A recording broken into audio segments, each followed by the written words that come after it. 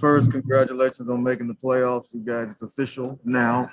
And I know you were waiting for it to be official before you could really speak on it, but just now that it is, just how are you feeling about that in this 2 years to be able to accomplish this? Well, I'm grateful. I had no idea that, we get here this quickly. And so I just want to give praise to God for what he's been able to do through our program with all of our guys in a short period of time. And I'm cognizant that it has been relatively quick for us to get here. And he's done so many amazing things in our program. And our players, they've worked their tails off. They've done everything I've asked them to do. And I'm just happy for them.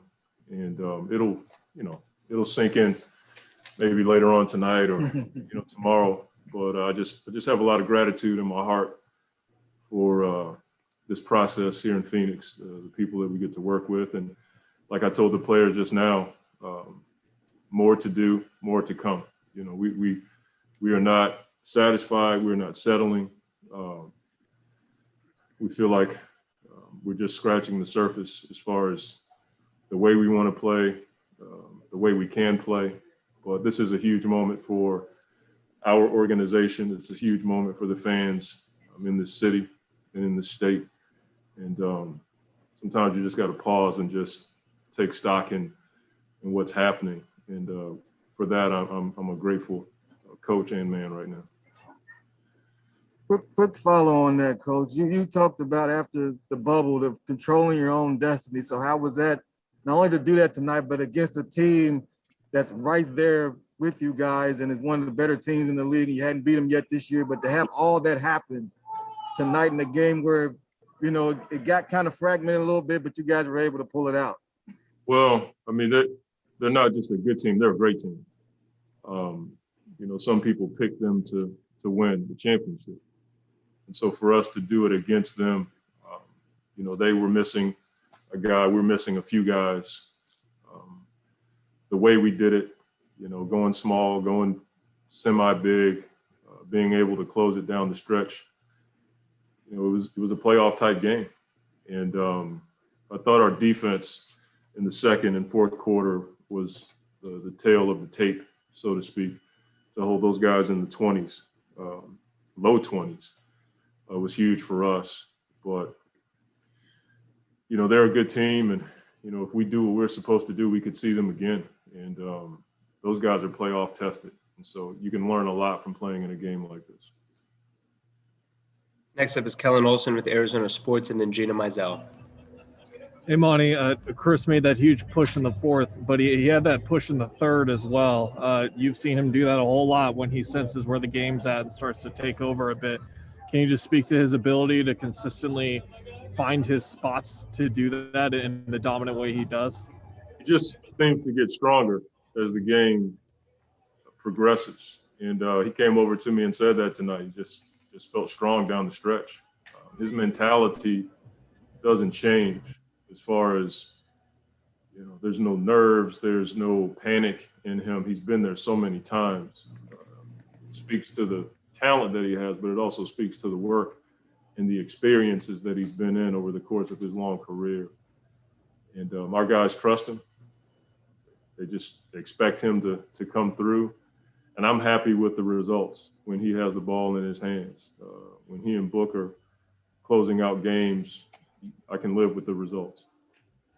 Only one set of ears here, but that felt like it was the loudest the arena has been all year. Can you speak to the impact you're starting to feel the fans make on the game and that sort of returning after a long wait for it? Yeah, it's pretty cool. I think we have right now, having traveled a little bit, even in the Garden the other night, our place is the loudest place I've been in so far. So shout out to our fans that come out, the ones who are watching that can't come.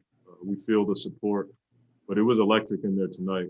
And I can't wait till we're able to get more fans in there. It's going to be a huge advantage for us. Next, we'll go to Gina Mizell with Suns.com and then Gerald Bourguet. Hey, Monty, you talked about on the road trip a lot, just being stressed as a team and those growth moments that you were going through. Was tonight another example of that with, again, two great teams, stakes on the line, just the way you guys withheld every push, just all that stuff combined? Yeah, I mean, as I've said before, if I had hair, it probably would fall out in those moments. I mean, those are tense moments, but it's the only way we're going to grow as a team. Cam Johnson and McHale, DA, Book, like those guys have never been in those situations. So for us, it's huge, because this is how it's going to be in the playoffs. Possession, timeout adjustments, physicality, emotional ups and downs with the referees. And so you don't like it. You wish you could win every game by 20 points and move on to the finals, but probably not going to happen that way. Everything you want's on the other side of hard. That's a hard for every team, and it's our job to get on the other side of it. Next is Gerald Brigay with Fansided, and then Dave King. Hey, Coach. Pretty big first half boost from Frank Kaminsky there. He got a lot of easy looks at the rim and positioned himself well on some of those dives to the rim. Just for him to not be in the rotation and then step up big over these last couple games with Saric and Crowder out. I mean, what can you say about his mindset and ability to produce in that kind of situation? Speaks to the work, and it speaks to his attitude. Every day, even when he wasn't playing, he was in the gym, and his routine never changed. When you look down the bench during the game, his eyes are on me, or his eyes are focused on the game, and so he was ready. And I've had talks with Frank while he was out, and I just told him, we value what he brings to the table. I told him he should not be in the position he was in the preseason as far as contracts are concerned. He's proven that he's a rotation player. And he had the same kind of impact in New York the other night on the defensive end. And tonight he took advantage of, their switches around the basket. Frank's a smart player, and you saw that tonight.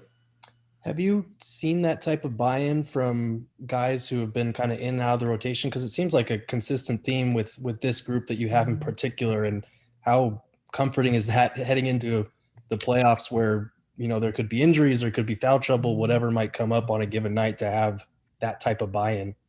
Yeah, we have. We've seen and felt it from our guys, but we've seen character and integrity on a daily basis from the guys who don't get to play. They come in and get their work in. They're still playing 4-on-4, sometimes 5-on-5 with the coaches so they can stay relatively sharp. They're locked in timeouts. They're encouraging their teammates. Those are the kinds of guys we want to have in our program. And it started in the offseason. I was pretty straight with our guys when I told them what the situation was. It could be like this. I think when you're honest with guys and they know what to expect, I think it makes it somewhat easier. But at the same time, Etwans and Langstons and Franks, those guys are high character guys, and they've been around long enough to know that they can be an asset to a program if they approach it the way that they have. Final question is Dave King with Bright Side of the Sun. Hey, Monty, great win tonight. Congrats on making the playoffs. I've got a couple of quick questions for you. One is DA had a tough time scoring tonight, getting his shot to drop, but he seems like he's really consistently coming up big with offensive rebounds in the fourth quarter to keep possessions alive. And then the second part is just how campaign has stepped up. He was out of the league a year ago, and now tonight he's scoring 15 points and looking like a difference maker. Yeah.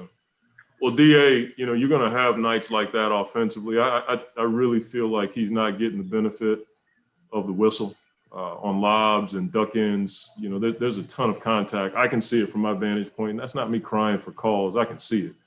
So I think that has an effect on him in the paint. But his offensive rebounding is second to none and so timely for us.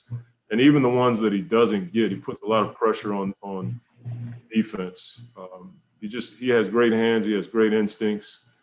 I think he had 6 tonight, and they're huge for us. for sure. And as far as Cam is concerned, you just never know when you're going to get your shot. You just got to be ready. You know, this time last year, you know, he wasn't even on our minds just yet. And so he's worked his tail off. He's a totally different player from a maturity standpoint than the guy that I was around in OKC. And that's not saying he was a bad guy or anything like that. He just didn't know. Now he understands the work, the dedication, and the sacrifice. And he's turned himself into an NBA player with a lot of hard work. But this time last year, he had no clue he'd even be in this position. We pick him up and he goes to the bubble and he plays his butt off. And now he's become an important part of our program. And he's certainly a rotation guy for us that we're going to need to do something special here on this team.